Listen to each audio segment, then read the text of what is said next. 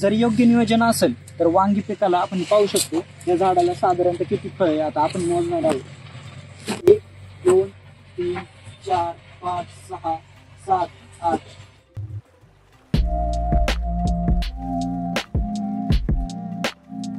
नमस्कार शेतकरी बांधवांनो, मी ऋषिकेश कृषी विथ ऋषी या युट्यूब चॅनलवर सर्वांचे स्वागत करतो. तर आज आपण आलेलो आहे एक वांगी उत्पादक शेतकऱ्याच्या प्लॉटवरती. त्यांनी एक यशस्वीरित्या एक गॅलन वांग्याचा प्लॉट तयार केलेला आहे.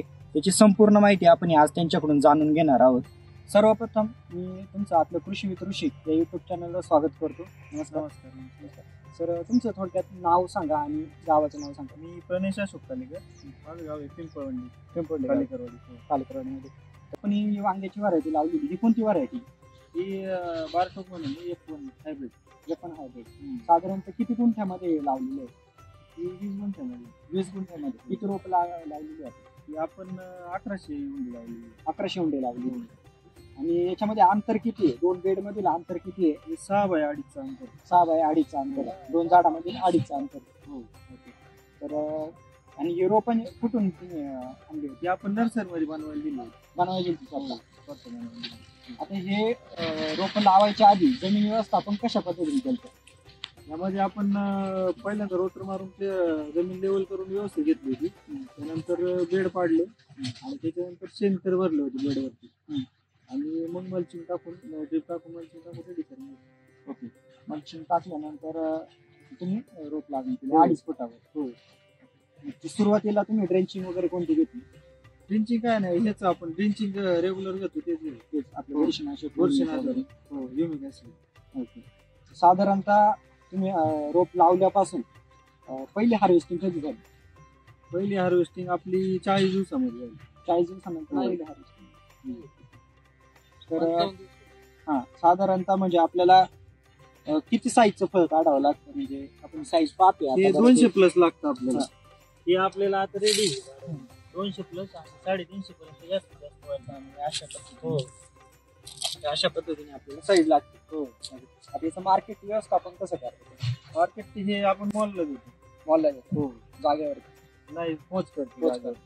आता साधारणतः रेट काय? रेट आता 40-45 रुपये चालू आहे. 40 ते 45. आता याच्यामध्ये आपण 2 नंबर वांगी निघतात ना, समजा जे स्क्रॅच वगैरे गेलेलं असतं ते आपण मग मुंबईला पाठवतो. थ्रिप्सने वगैरे चाटलेले जे असते ते. आणि याच्यामध्ये पाहतो वांगी पिकामध्ये मुख्यतः समस्या शेतकऱ्यांना काय जाणवते, एक शेंडा आहे आणि फळ पोखरणारे आहे. त्याचं व्यवस्थापन कसं करतात? याला आपण कीटकनाशके लावलेली आणि साधी कीटकनाशके मी 3-4 दिवशी साधी कीटकनाशके घेतो. 4 दिवसाच्या अंतराने. 4 दिवसाच्या अंतराने. हो. साधारणतः आता आपण किती दिवसाचा प्लॉट झाला? हा तरी 60 दिवसाचा झालेला. 60 दिवसाचा प्लॉट झाला. हो. आतापर्यंत किती माल गेलाय 20 गुंठ्यामध्ये? आतापर्यंत जवळजवळ 2 टन पर्यंत गेलेला आहे. 2 टन माल निघालेला. साधारणतः आपला खर्च वजा आता किती उत्पन्न मिळालं? खर्च वजा आता टोटल नाही मारलेली तरी खर्च किती झाला 20 गुंठ्यामध्ये आपल्याला? 20 गुंठ्यामध्ये तरी 20,000 रुपये झाला. 20,000 पूर्णपणे मल्चिंग पासून तर रोप वगैरे फवारण्या मजुरी 20,000 पर्यंत खर्च झालेला. साधारणतः आता हा प्लॉट किती दिवस अजून चालू? हा प्लॉट हा वर्षभर चालतो. वर्षभर चालतो. फक्त पावसाळ्याची जी व्हरायटी असते ना, पावसाळ्यात नाही 3-4 महिने चालतो. तसं हा वर्षभर चालतो. वर्षभर पूर्ण. याला रिकट पण चालतो. तर आता आपण पाहतोय ही झाड किती दिवसाची झाल्यानंतर मांडव करावा लागतो? ही झाड आपली 25 दिवसाची झाल्यानंतर आपल्याला मांडव करायला लागतो. म्हणजे फांदी खाली टेकत नाही. माल टेकूनच द्यायचा नाही खाली. जर खाली टेकला की मग अटॅक होत राहतो बुरीचा आळीचा. बऱ्यापैकी माल म्हणजे फांदी पण तुटत नाही, वजन जास्त होत. वजन जास्त होतं ना, त्याच्यामुळे. आणि आपण काय करतो आता, हे जे आपलं बांधून झाले एकदा आपण डबल बांधणी घेतो. हा शेंडा 6-7 फुटापर्यंत जातो. 7 फुटापर्यंत जवळ 2-3 वेळा आपल्याला हे बांधायलाच लागतं. बांधणी घ्यावंच लागतं. म्हणजे सिंगलच तार ओढलेली आहे. सिंगलच तार आणि कैच्या लावलेल्या आहेत मध्ये. व्यवस्थित नियोजन केलेले झाले. अजून शेंड्याला आळे दिसत नाही, पण कळ्यांची सेटिंग बिटिंग भरपूर. प्रामुख्याने मी काय करतो की 2 लिटर ताक आणि त्यामध्ये 12 अंडे टाकून मी 4 दिवस भिजत ठेवतो आणि ते द्रावण मी भिजवून मारतो. मी युट्यूबलाच पाहिलं होतं की हा स्प्रे उत्तम आहे आळीसाठी. म्हणजे त्याच्यामुळे आळीसाठी उपयोगी होतो, भुरीसाठी पण उपयोगी होतो. त्याचं प्रमाण आहे का ते 1 लिटरला किती घ्यायची? 12 अंडी. 12 अंडी घ्यायची. हा, आणि ते आता 3 ते दिवस मिश्रण- रापट ठेवायचे, मिश्रण मिक्स करायचं, 4 दिवस रापट ठेवायचे आणि 5व्या दिवशी आपण फवारणी करायची. मी तेच करतो. त्याच्यामुळे आपल्याला तुम्ही शेंडा पण बघा किती छान दिसतोय हो, एक नंबर. आणि बुरी वगैरे काहीच नाही आपल्या बागेमध्ये. वांग्याची सेटिंग पण हा, चांगली झाली. सेटिंग पण, फुलांची सेटिंग पण चांगली होती. म्हणजे फक्त वांग्या पिकासाठी का दुसऱ्या सगळ्या पिकाला? पिकांसाठी पण चालतं अंडी आणि ताक. ओके, मी ओके. उसांना पण सोडतो, म्हणजे खालून सोडायला पण चालतं. खालून सोडायला पण चालतो. याला पण मी खालून सोडतो आणि वरून पण स्प्रे मारतो. भुरीचा प्रादुर्भाव पूर्ण कमी करतं आणि आळीसाठी तर उत्तमच. जो खर्च जातो जास्त औषधांना तो वाचतो. घरच्या घरी आपल्याला औषधं तयार करायला भेटतं आणि रिझल्ट पण व्यवस्थित मिळतो. चिप्स नसल्यामुळे माल पण Shining. व्यवस्थित येतो. शायनिंग हो. एक नंबर. दाखवा बरं शाईन. आता हे साधारणतः किती वजन असल्या? ते 300 ग्रॅम, 300 ग्रॅमचं. हम्म. मार्केटमध्ये 300 ग्रॅमच्या याला जास्त मागणी. 250 ते 300. हा, हीच साईज. हे size. आपण हे वांगी पिकासाठी पाण्याचं व्यवस्थापन कसं करता?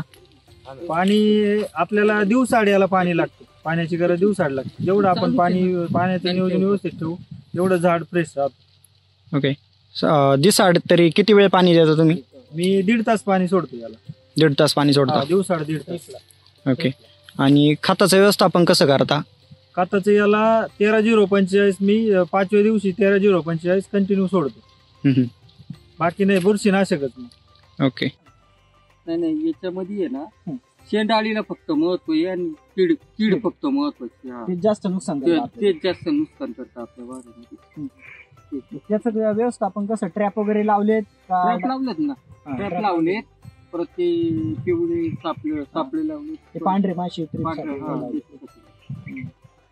तर येणाऱ्या नवीन पिढीसाठी तुम्ही जे तरुण शेतमध्ये उतरू इच्छितात त्यांना असे नवनवीन चांगले तुमच्या सारखे आदर्श घेऊन अशी पिकं करायची असतील तर त्यांना काय संदेश राहील तुमचा?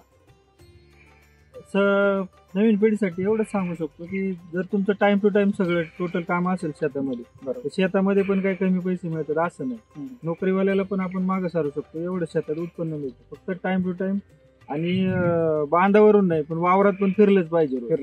हा, तर उपयोग होतो. हा, पिकाशी बोलता आलं बोलता आलं पाहिजे. पाहिजे. पिकाशी जाऊन रोज हा, दिवसभरात एक गारका तरी तुमचा शेतामध्ये झाला पाहिजे.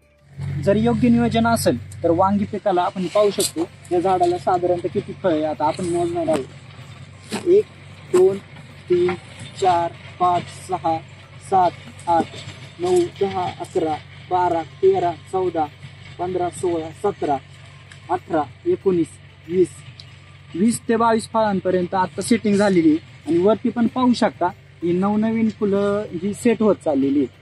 म्हणजे अशा पद्धतीने हे पीक आपल्याला उत्पन्न देणार आहे. धन्यवाद.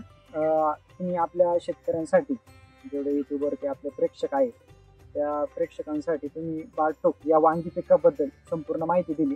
एक थोडक्यात पण चांगली माहिती दिली, खरीखुरी माहिती दिली. त्याबद्दल आपल्या युट्यूब चॅनलकडून तुमचं अभिनंदन.